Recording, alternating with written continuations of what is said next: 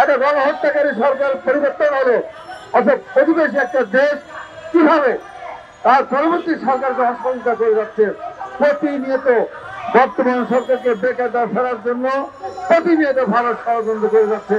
আমরা তাই বলতে চাই, ভারতের আশেপাশে যতগুলি রাষ্ট্র আছে, একটি রাষ্ট্র ভারতের দাবিদারি করে না।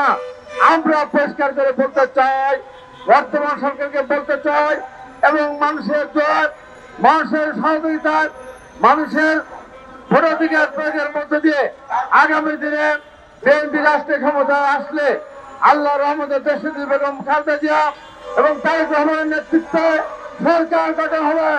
আমরা ভারতের কাছে নতজান হয়ে থাকবো না, মাথা উঁচু করে আমরা দাঁড়িয়ে থাকবো।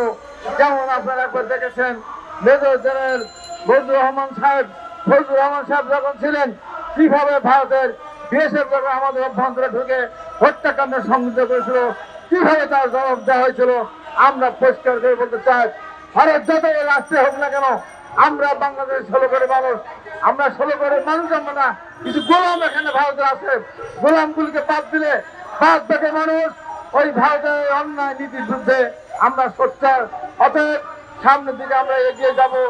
পাশাপাশি বর্তমান সরকার উদ্দেশ্যে বলতে চাই, আপনারা এসেছেন সংস্কার করেন, সীমিত সময়ের ভিতরে প্রত্যাশা করে 25 সালের মধ্যে একটি নির্বাচন দিন, দেশের মানুষকে তাদের সরকার বানানোর সুযোগ দেন।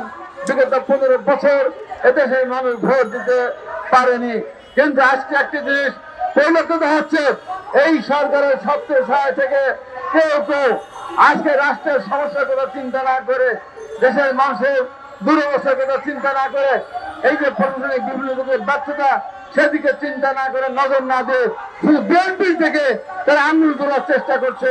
কোন কোন দল বিএনপির নাম ধরে, কোন কোন দল আকার ইঙ্গিতে বিএনপির বিরুদ্ধে বিষোদ্গার করার চেষ্টা করছে। পরিষ্কার করে বলতে চাই, 17.5 বছর আমরা আন্দোলন করেছি, জীবন দিয়েছে, রক্ত দিয়েছে, আহত হয়েছে, ক্ষণবিচ্ছেদ হয়েছে।